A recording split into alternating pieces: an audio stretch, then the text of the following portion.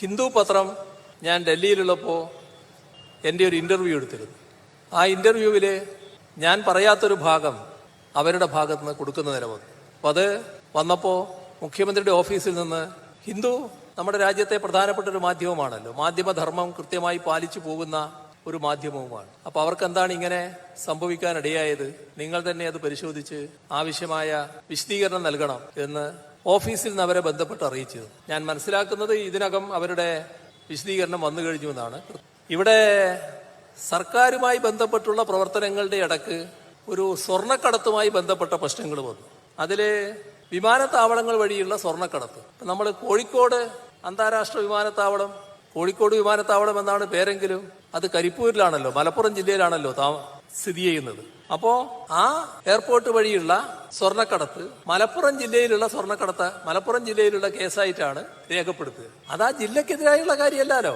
ആ എയർപോർട്ട് വഴി നടക്കുന്ന സ്വർണ്ണക്കടത്തിന്റെ കാര്യം പറയുമ്പോൾ അതാണല്ലോ കണക്കുകൾ വ്യക്തമാക്കുന്നത്. 2020 മുതലുള്ള സ്വർണ്ണക്കടത്ത്, അതിന്റെ കണക്ക് പരിശോധിച്ചാല് കേരളത്തില് ആകെ പിടിക്കപ്പെട്ടത് 147 കിലോഗ്രാമിലധികം സ്വർണ്ണമാണ്. ഈ 147 കിലോഗ്രാം സ്വർണത്തില് നിങ്ങൾ ഏത് അസംതൃപ്തി കൊണ്ട് നേരിട്ടാലും ആ അസംതൃപ്തിയെല്ലാം പരിഹരിക്കാനുള്ള ഒറ്റമൂലി ഞങ്ങളുടെ കയ്യിലുണ്ട് എന്നുള്ളതാണ് സംഘപരിവാറിന്റെയും BJP ഗവൺമെന്റിന്റെയും ആശ്വാസം.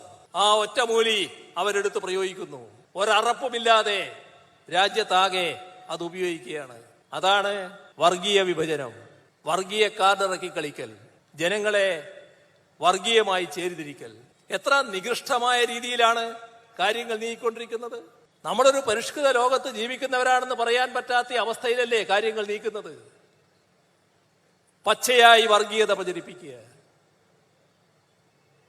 പച്ചയായി ഒരു കൂട്ടം മനുഷ്യർക്ക് എതിരായ നിലപാട് സ്വീകരിക്കുക, വർഗീയത അടിസ്ഥാനത്തിലുള്ള നിലപാട് സ്വീകരിക്കുക, മതാടിസ്ഥാനത്തിൽ ചിലരെ അങ്ങേയറ്റം മോശക്കാരായി ചിത്രീകരിക്കുക. ഇതെല്ലാം ഇവിടെ നടക്കുകയല്ലേ.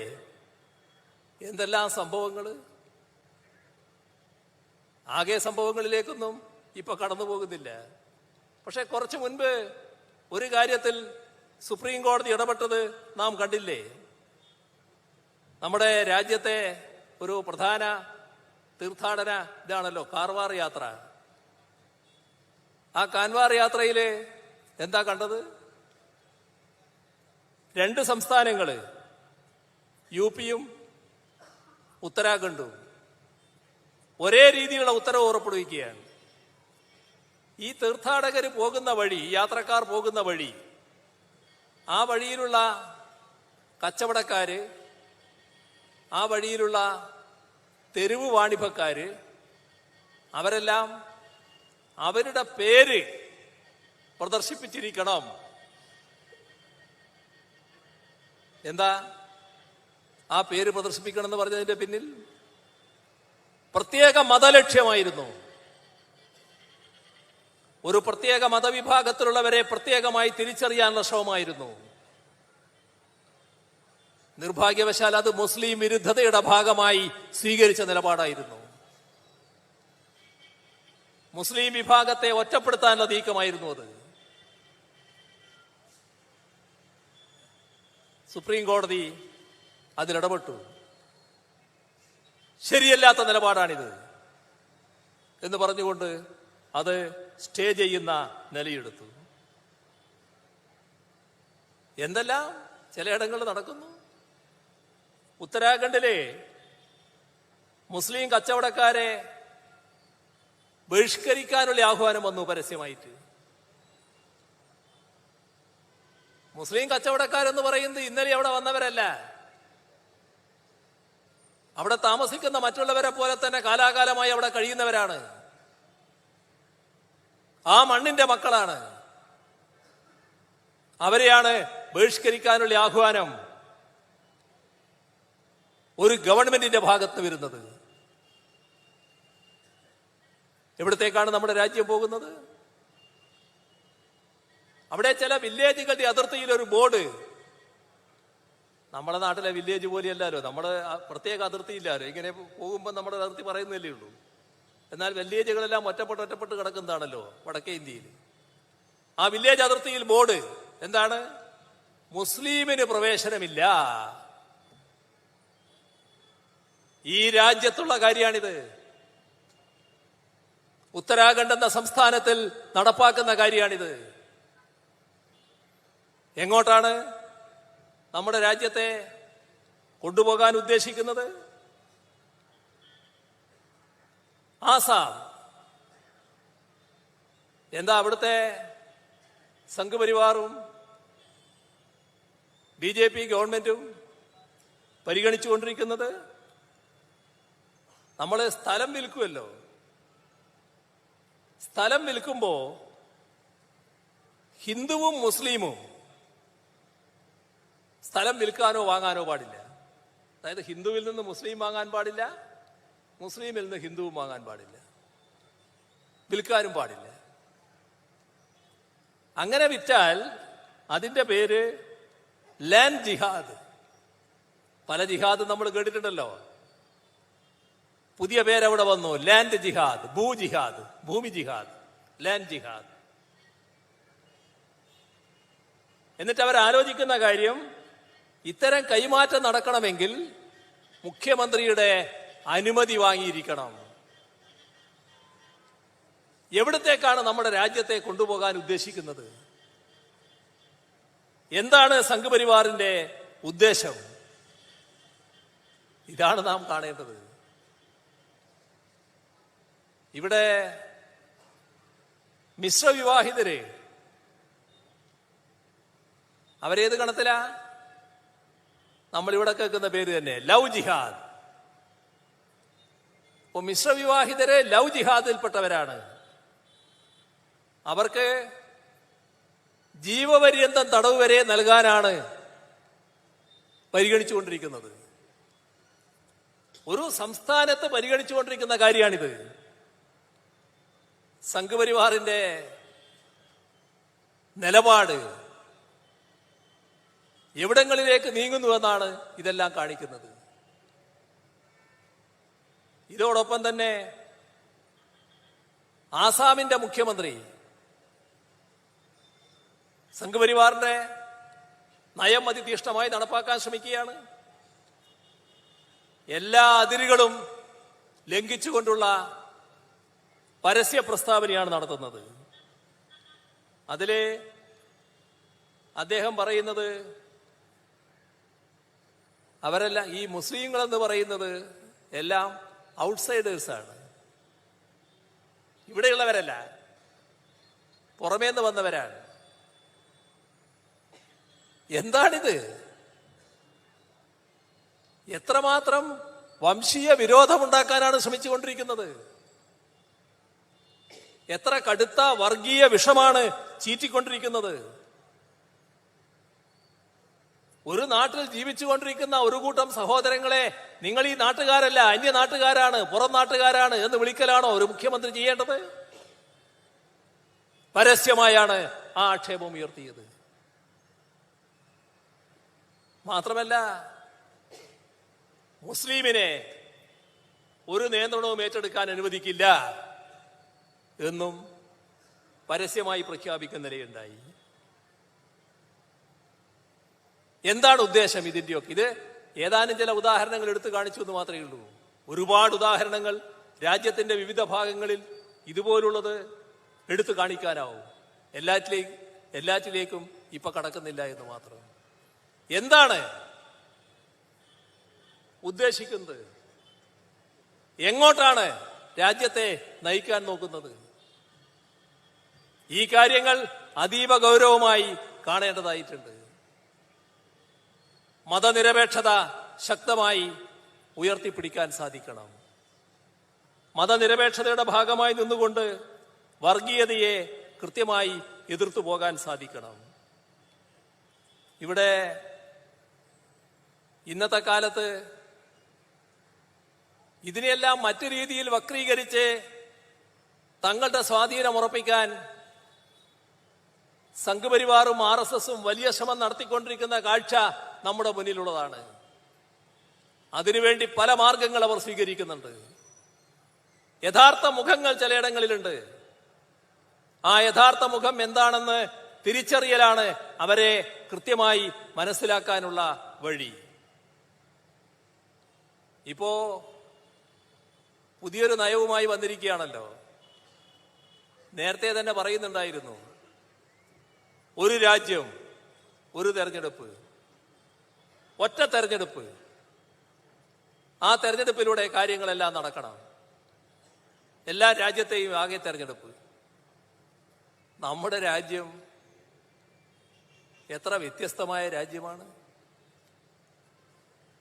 ഏതെല്ലാം തരത്തിലുള്ള വ്യത്യസ്തതകൾ നമ്മുടെ രാജ്യത്ത് നിലനിൽക്കുന്നു. വിവിധ സംസ്ഥാനങ്ങളുടെ പ്രത്യേകതകൾ. ഇപ്പോൾ ഒരു തെരഞ്ഞെടുപ്പ്, ഒരു സംസ്ഥാനത്ത് അവിടുത്തേതായ ചില പ്രത്യേക കാരണങ്ങളാൽ ചിലപ്പോൾ ആ ഗവൺമെന്റ് താഴെ പോയി എന്ന് വരുമല്ലോ. താഴെ പോയാൽ എന്താകും സ്ഥിതി? ഇപ്പോ ഒരു ഗവൺമെന്റ് 3 വർഷം പൂർത്തിയായി. അവിടെ ഗവൺമെന്റ് താഴെ പോകുന്നു. തെരഞ്ഞെടുപ്പ് നടക്കണ്ടേ? ഇപ്പൊ എന്താ പറയുന്നതെന്നറിയോ? തെരഞ്ഞെടുപ്പ് നടന്നാൽ ബാക്കിയുള്ള 2 വർഷത്തേക്കായിരിക്കും. ഒരു തെരഞ്ഞെടുപ്പ് ഭരണഘടന അനുസരിച്ച് 5 വർഷത്തേക്കാണ്. ഒരു ഗവൺമെന്റിന്റെ കാലാവധി 5 വർഷമാണ്. ആ 5 വർഷം എന്നത് അടുത്ത ലോക്സഭാ തെരഞ്ഞെടുപ്പ് 2 വർഷമാണെങ്കിൽ 2 വർഷം, 1 വർഷമാണെങ്കിൽ 1 വർഷം എന്ന രീതിയിൽ പരിമിതപ്പെടുത്തണം എന്നാണ് ഇപ്പൊ ഇതിന്റെ കൂടെ പറയുന്നത്. എങ്ങനെ സാധിക്കുമത്? രാജ്യത്തിന്റെ വൈവിധ്യം ഇല്ലാതാക്കുകയാണ് ചെയ്യുക. തീർത്തും അപ്രായോഗികമായ ഒരു കാര്യമാണിത്. മാത്രമല്ല, ഇത് നടപ്പാക്കുക എന്ന് പറയുമ്പോൾ ഭരണഘടനാ ഭേദഗതി ആവശ്യമായിട്ട് വരും. 15ഓളം ഭരണഘടനാ ഭേദഗതി വേണം. നിരവധി നിയമങ്ങൾ ഭേദഗതി ചെയ്യണം. ഇതിനെല്ലാം ആവശ്യമായ ഭൂരിപക്ഷം ഇന്നത്തെ BJP ഗവൺമെന്റ് ഉണ്ടോ? ഇല്ല എന്ന് എല്ലാവർക്കും അറിയാലോ. അവർക്കും അറിയാലോ. എങ്കിലും അത് രാജ്യത്തിന്റെ മുന്നിൽ ഒരു ചിത്രമായിട്ട് അവതരിപ്പിക്കുക എന്താണ് അവർ ഉദ്ദേശിക്കുന്നത്? എന്താണ് ഇന്നത്തെ പാർലമെന്ററി ജനാധിപത്യ വ്യവസ്ഥക്ക് വലിയ തോതിലുള്ള മാറ്റമുണ്ടാക്കുക, തങ്ങൾ ആഗ്രഹിക്കും വിധമുള്ള ഒരു സമ്പ്രദായത്തിലേക്ക് രാജ്യത്തെ മാറ്റാനുള്ള ശ്രമം നടത്തുക. സ്വാഭാവികമായും അതിനെതിരെ ശക്തമായ അഭിപ്രായം വിവിധ സംസ്ഥാനങ്ങളിൽ നിന്ന് ഉയരുമെന്ന് കാണേണ്ടതുണ്ട്. ഒരു തരത്തിലും അംഗീകരിക്കാൻ കഴിയുന്ന ഒരു നിർദ്ദേശമല്ല ഇത്. ഈ അടുത്ത കാലത്ത് നമ്മുടെ രാജ്യം വളരെ പ്രത്യേകതയാർന്ന ഒരു പ്രക്ഷോഭം കണ്ടു. അത് പടിഞ്ഞാറൻ ബംഗാളിലെ നിർഭാഗ്യവതിയായ ഒരു ചെറുപ്പക്കാരി RG കർ മെഡിക്കൽ കോളേജില് അവിടുത്തെ ആ ഹോസ്പിറ്റലിനകത്ത്, ആ കോളേജിനകത്ത് അതിക്രൂരമായ ബലാത്സംഗത്തിനിരയായി കൊല ചെയ്യപ്പെട്ട സംഭവമാണ്. ആ സംഭവത്തെ തുടർന്ന് ബംഗാൾ മാത്രമല്ല, രാജ്യം തന്നെ വലിയ തോതിലുള്ള പ്രക്ഷോഭത്തിലേക്ക് നീങ്ങുന്ന അവസ്ഥ വന്നു. പടിഞ്ഞാറൻ ബംഗാൾ പറയുന്നത് അവരൊരുപാട് പ്രക്ഷോഭങ്ങൾ കണ്ടവരാണ്. പക്ഷെ ഇതേവരെ കാണാത്ത രീതിയിലുള്ള ആബാലവൃദ്ധം ജനങ്ങൾ അണിനിരന്നുകൊണ്ടുള്ള പ്രക്ഷോഭമാണ് അവിടെ നടന്നത്. നമ്മുടെ രാജ്യത്ത് സ്ത്രീകളും കുട്ടികളും സംരക്ഷിക്കപ്പെടുക എന്നത് ഏറ്റവും പ്രധാനമാണ്. സ്ത്രീകളുടെയും കുട്ടികളുടെയും നേരെ വ്യാപകമായ ആക്രമണം ഇന്ത്യയിൽ പലയിടങ്ങളിലും തുറന്നു വരുന്നു എന്നാണ് നാം കാണേണ്ടത്. ഇതിന്റെ ഭാഗമായുള്ള ഒട്ടേറെ അസംതൃപ്തി നമ്മുടെ രാജ്യത്തിൻ്റെ വിവിധ ഭാഗങ്ങളിൽ നിലനിൽക്കുന്നുണ്ട്. അതിലൂടെ ഇത്തരമൊരു സംഭവം വന്നപ്പോൾ അതാകെ കൂടി സ്ഫോടനാത്മകമായ രീതിയിൽ പ്രകടിതമാവുകയാണ് ഉണ്ടായത്. ഇത്തരം സംഭവങ്ങൾക്ക് നേരെ കർക്കശമായ നടപടികൾ സ്വീകരിച്ചു പോകേണ്ടതായിട്ടുണ്ട്. അത് സ്വീകരിക്കാത്ത ഭരണാധികാരികൾക്കെതിരെയുള്ള മുന്നറിയിപ്പായിട്ട് കൂടിയാണ് ഈ പ്രക്ഷോഭത്തെ നാം കാണേണ്ടത്.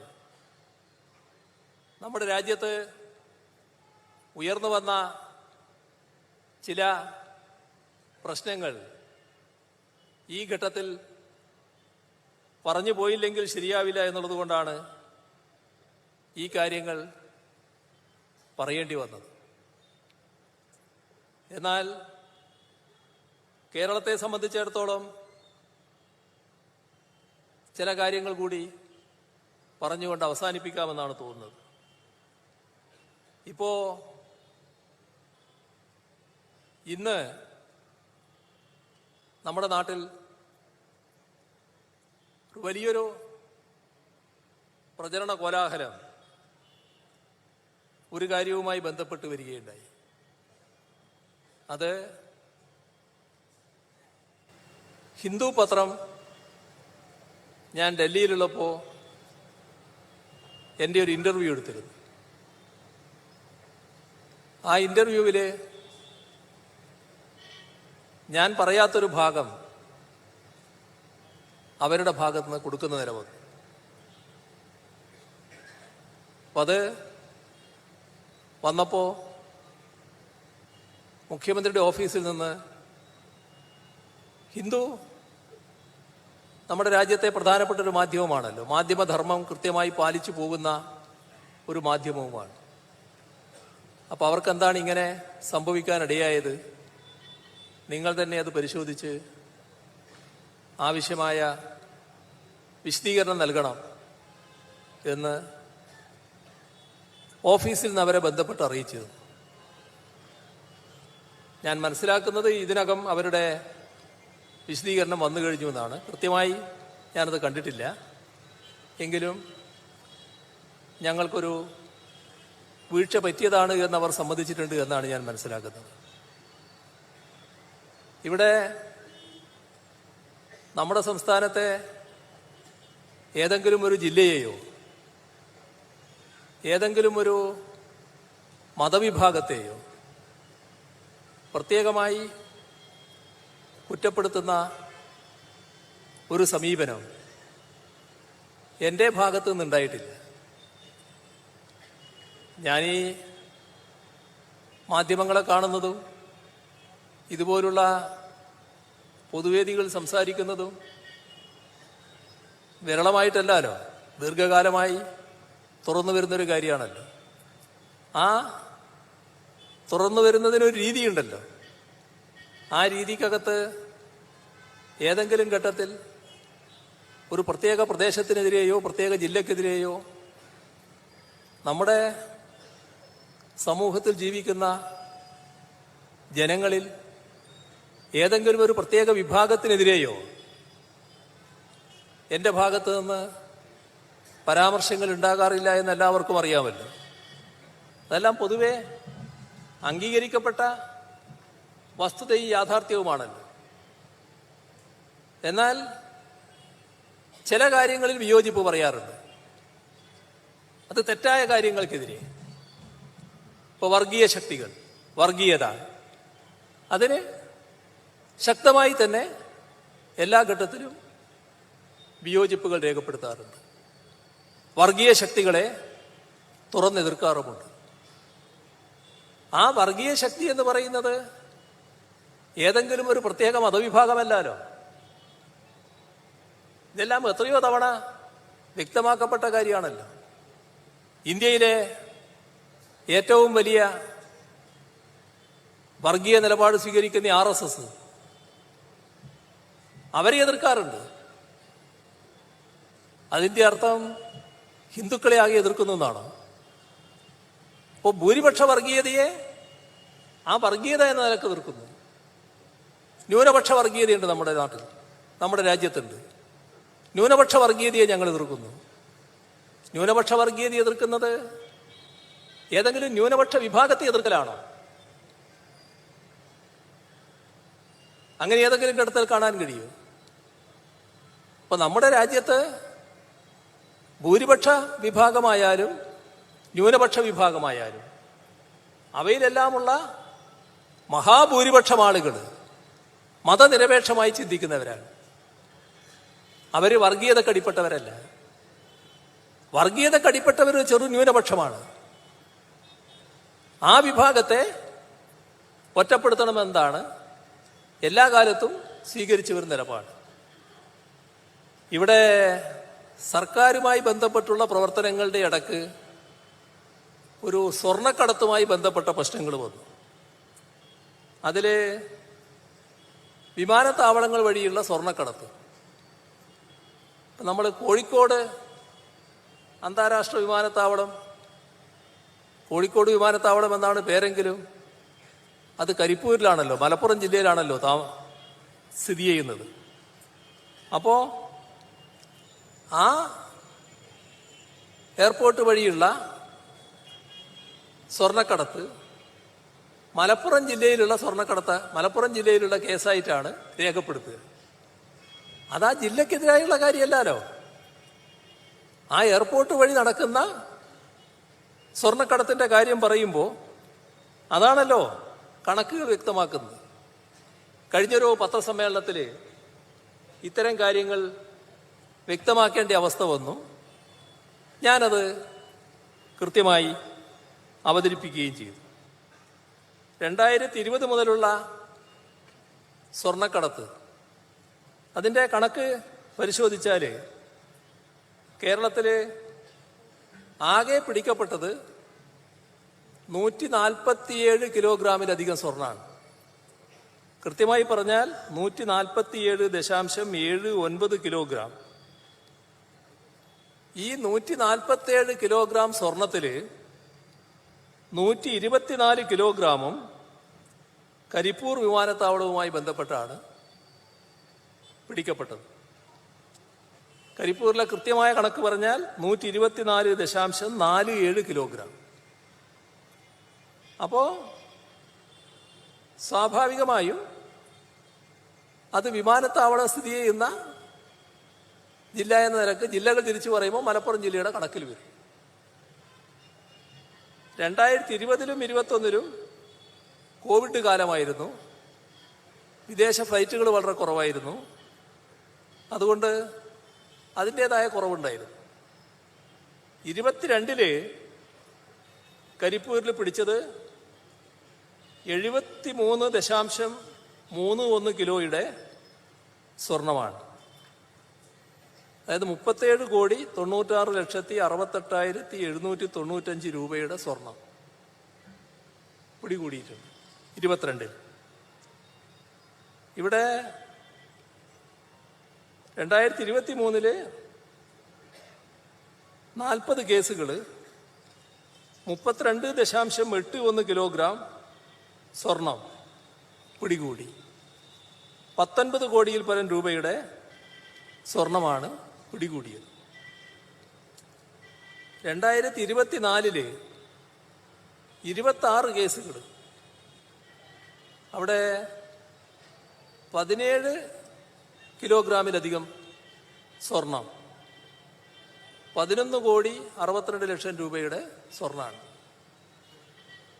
അപ്പോൾ ആകെ 156 കേസുകൾ, അതിൽ 123.99 കിലോഗ്രാം സ്വർണം. ഇതാണ് മൊത്തം പിടികൂടി. 81 ലക്ഷം രൂപയിലധികം വരും ഈ പണം. ഇതാണ് സ്വർണത്തിൻ്റെ കണക്ക്. ഇതാണ് വേർതിരിച്ച് പറഞ്ഞത്. ഇത് സംസ്ഥാനത്ത് പിടികൂടിയ സ്വർണത്തിൽ ഏറ്റവും കൂടുതൽ ഉള്ളതാണ് എന്നുള്ളത് വസ്തുതയാണ്. ഇതിൻ്റെ കൂടെ തന്നെ ഹവാല പണം പിടിച്ചതിൻ്റെ കണക്കും പറഞ്ഞു. അതിൽ 122 കോടി രൂപ മൊത്തം സംസ്ഥാനത്ത്. ആ 122 കോടി രൂപയിൽ 87 കോടി രൂപ മലപ്പുറം ജില്ലയിൽ നിന്നാണ് പിടികൂടിയത്. ഇതൊരു കണക്കാണല്ലോ, പിടികൂടിയ കണക്കാണല്ലോ പറയുന്നത്. അതിൻ്റെയും ഇനം തിരിച്ച വർഷം തിരിച്ച കണക്കുകളൊക്കെ പറയാൻ സാധിക്കും. ഇവിടെ നാം കാണേണ്ടത് ഇത്തരത്തിലുള്ള കാര്യങ്ങൾ വിശദീകരിക്കുമ്പോൾ സ്വർണ്ണക്കടത്ത്, ഹവാല പണം, അതുമായി ബന്ധപ്പെട്ടുള്ള കാര്യങ്ങൾ നാടിൻ്റെ പൊതുവായ അവബോധത്തിലേക്ക് കൊണ്ടുവരിക എന്നുള്ളതാണല്ലോ ഉദ്ദേശിക്കുന്നത്. തെറ്റായ ചില ചിത്രീകരണങ്ങൾ ഇതുമായി ബന്ധപ്പെട്ട് വന്നപ്പോൾ അതിൻ്റെ വസ്തുത എന്താണെന്ന് പറയുന്നതിന് കഴിഞ്ഞൊരു പത്രസമ്മേളനത്തിൽ കുറേ സമയം ചെലവഴിക്കേണ്ടി വന്നിരുന്നു. അപ്പോൾ ഞാനിപ്പോൾ അതിൽ കൂടുതൽ സമയം എടുക്കുന്നില്ല. ഇതുമായി ബന്ധപ്പെട്ട് സ്വീകരിച്ച നടപടികൾ അതിനെ തെറ്റായ രീതിയിൽ വ്യാഖ്യാനിക്കാൻ ചിലർ ശ്രമിക്കുകയാണ്. ഇപ്പോൾ സ്വർണ്ണ കള്ളക്കടത്തുകാർ, ഹവാല ഇടപാടുകാർ, അവരെ പിടികൂടുമ്പോൾ എന്തിനാണ് ചിലർക്ക് പൊള്ളുന്നത്? അത് മനസ്സിലാക്കാൻ കഴിയാത്തൊരു കാര്യമാണ്. നമ്മുടെ രാജ്യത്ത് നടക്കാൻ പാടില്ലാത്തൊരു കാര്യമാണല്ലോ. ആ നടക്കാൻ പാടില്ലാത്ത കാര്യങ്ങൾ നടക്കുമ്പോൾ അതിനെതിരെയുള്ള നിയമ സംവിധാനം ഉണർന്ന് പ്രവർത്തിക്കണ്ടേ? നിയമ സംവിധാനത്തിൻ്റെ പ്രവർത്തനത്തിൽ എന്തെങ്കിലും വീഴ്ചയുണ്ടെങ്കിൽ അത് തിരുത്താനല്ലേ പറയേണ്ടത്? ഉന്നയിച്ച കാര്യങ്ങൾ ശരിയല്ലാത്തതുകൊണ്ടാണല്ലോ അതുമായി ബന്ധപ്പെട്ട കാര്യങ്ങൾ വിശദീകരിക്കേണ്ടി വന്നത്. ഇവിടെ ഇതിനൊന്നും എതിരായി പോലീസ് ഒരു നടപടിയും എടുക്കണ്ട എന്ന് ഇതുമായി ബന്ധപ്പെട്ട് വിമർശനം ഉന്നയിക്കുന്നവർ കരുതുന്നുണ്ടോ?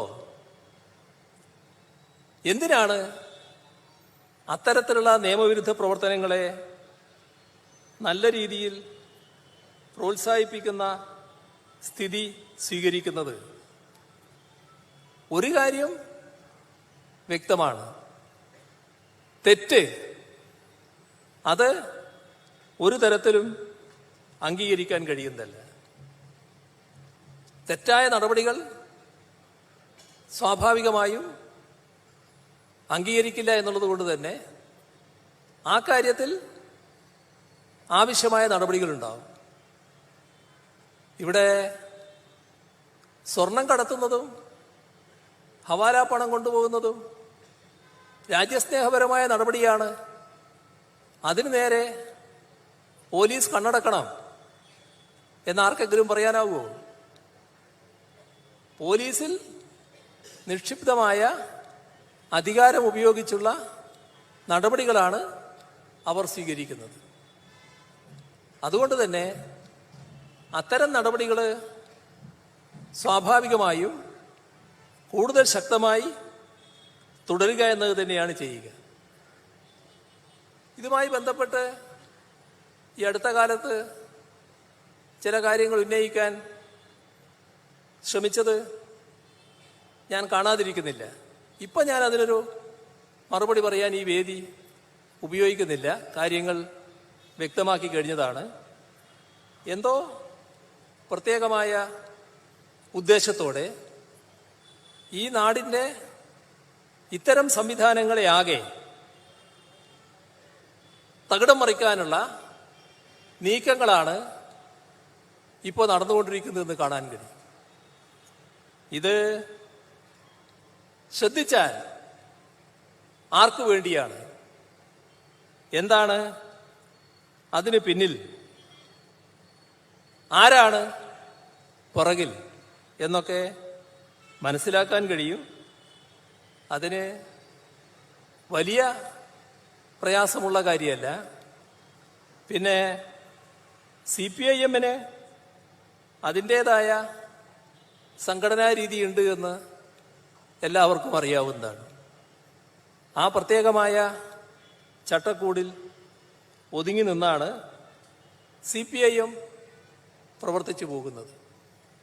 ചില പ്രത്യേക ബോധോദയത്തിൻ്റെ ഭാഗമായി വഴിയിൽ നിന്ന് വായിൽ തോന്നുന്നതെല്ലാം വിളിച്ചു കൂവിയാൽ, കുറേ ആക്ഷേപങ്ങൾ ചൊരിഞ്ഞാൽ അതിൻ്റെ ഭാഗമായി തീരുമാനങ്ങൾ എടുത്തു പോകുന്ന ഒരു പാർട്ടിയല്ല CPIM.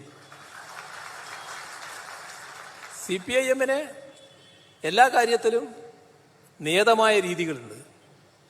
അത് ഒരു തെറ്റും അംഗീകരിക്കാത്തൊരു പാർട്ടിയാണ്.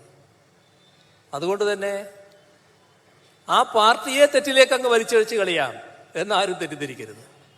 അതാ രീതിയിൽ വലിച്ചെടുക്കാൻ കഴിയില്ല. ഇവിടെ ഗൂഢലക്ഷ്യം വേറെ എന്തെങ്കിലും ഉണ്ടെങ്കിൽ അത് ആ രീതിയിൽ നോക്കുന്നതാണ് നല്ലത്. ഇവിടെ കൃത്യമായ വർഗീയ അജണ്ടയുടെ ഭാഗമായുള്ള പുകമറ സൃഷ്ടിക്കാനുള്ള ഒരു ശ്രമം കാണുന്നുണ്ട്.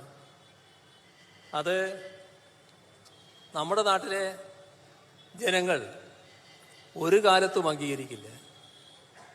ഏത് കൂട്ടരെയാണോ തൻ്റെ പക്ഷത്തേക്ക് അണിനിരത്താമെന്ന് ഇതിലൂടെ വ്യാമോഹിക്കുന്നത്, ആ കൂട്ടർ തന്നെ ആദ്യം തള്ളിപ്പറയും എന്ന് കണ്ടോളണം.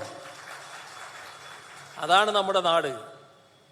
മലപ്പുറത്തെ മതനിരപേക്ഷ മനസ്സ് അത് എല്ലാവർക്കും കൃത്യമായി അറിയാവുന്നതാണ്. അതുകൊണ്ട് തന്നെ അതിൻ്റെ ചരിത്രം പരിശോധിച്ചാൽ ഒരു ഘട്ടത്തിലും ആ മതനിരപേക്ഷ മനസ്സിന് വല്ലാത്ത ഊനം, നമ്മുടെ നാട്ടിലും വർഗീയ ശക്തികളുണ്ടല്ലോ, അവർക്കൊന്നും വരുത്താൻ കഴിഞ്ഞിട്ടില്ല എന്നത് നമ്മുടെ അനുഭവമാണ്. ആ മതനിരപേക്ഷ മനസ്സ് ദൃഢപ്പെടുത്താനുള്ള നീക്കമാണ് നാം നടത്തിക്കൊണ്ടിരിക്കേണ്ടത്. ഇവിടെ വർഗീയതയോട് സന്ധിയില്ലാത്ത പോരാട്ടമാണ് CPIM നടത്തുന്നത്. അത് ഭൂരിപക്ഷ വർഗീയതയോടായാലും ന്യൂനപക്ഷ വർഗീയതയോടായാലും. ഈ രണ്ട് വർഗീയതയും പരസ്പര പൂരകമായിട്ടാണ് പ്രവർത്തിച്ചുകൊണ്ടിരിക്കുന്നത്. എന്നാൽ രണ്ടിനോടും വിട്ടുവീഴ്ചയില്ലാത്ത നിലപാടാണ് CPIM എല്ലാ കാലത്തും സ്വീകരിച്ചിട്ടുള്ളത്. ഇവിടെ ഏതെങ്കിലും നമ്മുടെ നാട്ടിലെ വർഗീയ ശക്തികൾക്ക് കുറവില്ലാലോ.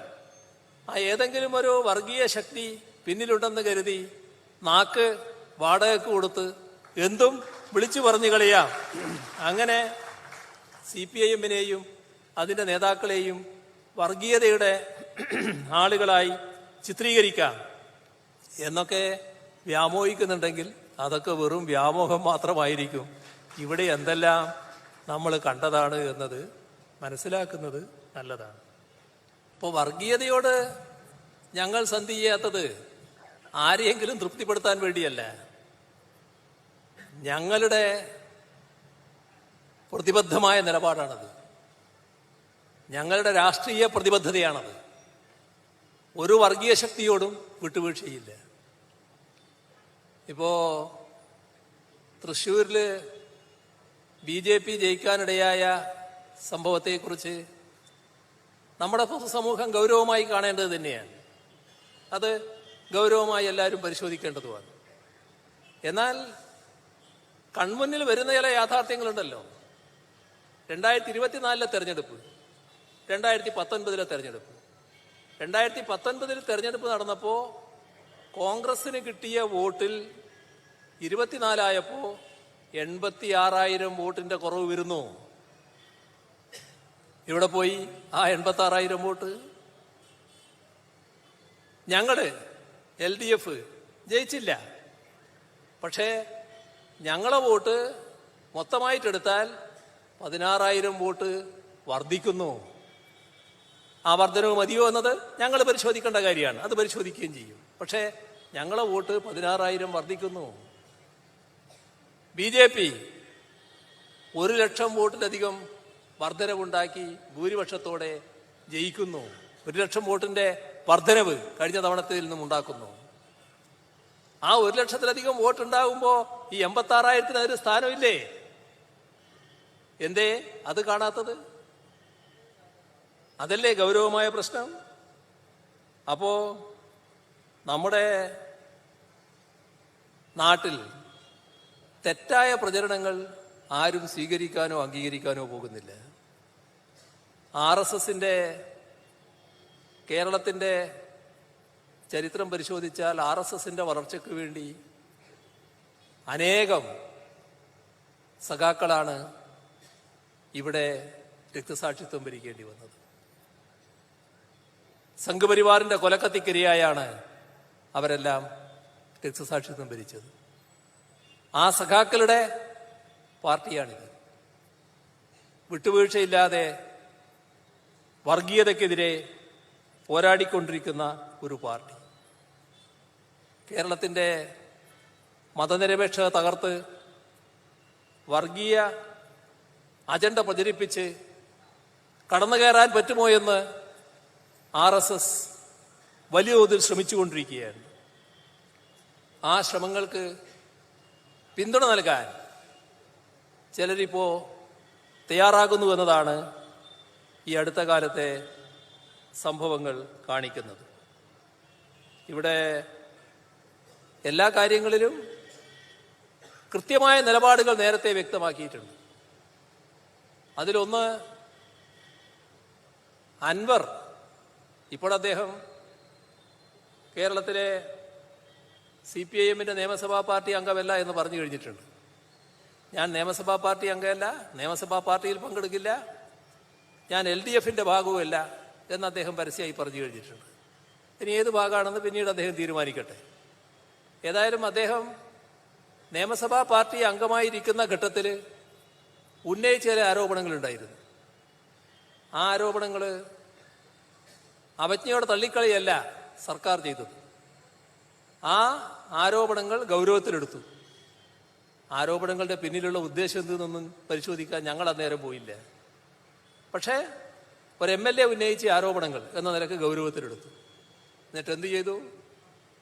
അതുമായി ബന്ധപ്പെട്ട് പരിശോധിക്കാൻ കേരളത്തിലെ ഏറ്റവും ഉന്നതനായ പോലീസ് മേധാവി, അതാണ് സംസ്ഥാന പോലീസ് മേധാവി, അദ്ദേഹത്തിന്റെ നേതൃത്വത്തിലുള്ള ഒരു ടീമിനെ നിയോഗിച്ചു. ആ ടീമിന്റെ പരിശോധന 1 മാസം കൊണ്ട് പൂർത്തിയാക്കണമെന്ന് പറഞ്ഞിട്ടുണ്ട്. ആ പരിശോധന കിട്ടുന്ന മുറക്ക് അതിൻ്റെതായ നടപടികളിലേക്ക് കടക്കുമെന്നും പറഞ്ഞിട്ടുണ്ട്. ഇതാണ് ഞങ്ങൾ സ്വീകരിച്ച, സർക്കാർ സ്വീകരിച്ച നടപടി. ഇതിലൊന്നും സർക്കാരിന് മറച്ചു വെക്കാനില്ല. ആ റിപ്പോർട്ട് വരട്ടെ, വന്നതിന് ശേഷം ആ റിപ്പോർട്ടിനെ അടിസ്ഥാനപ്പെടുത്തി എന്ത് ചെയ്യണോ ആ നടപടികളിലേക്ക് സർക്കാർ കടക്കുകയും ചെയ്യും. ഇവിടെ അതിനു മുൻപ് തന്നെ പ്രത്യേക അജണ്ടയുമായി അദ്ദേഹം രംഗത്തിറങ്ങിക്കഴിഞ്ഞു. അത് അദ്ദേഹത്തിന്റെ നിലയാണ്. അതിനെക്കുറിച്ച് ഇപ്പം ഞാൻ കൂടുതലായിട്ട് പറയുന്നില്ല. ഏതായാലും ഇതൊന്നും നമ്മുടെ നാട് അംഗീകരിക്കുന്ന ഒന്നല്ല. ജനമനസ്സിൽ തെറ്റിദ്ധാരണ പരത്തി വർഗീയ വിദ്വേഷം തിരികെ കയറ്റാനുള്ള ഹീനമായ ശ്രമം അത് നാട് തിരിച്ചറിയണം. അതിനെ പൂർണ്ണമായി ഒറ്റപ്പെടുത്താൻ കഴിയണം എന്നുകൂടിയാണ് ഈ ഘട്ടത്തിൽ ഓർമ്മിപ്പിക്കാനുള്ളത്.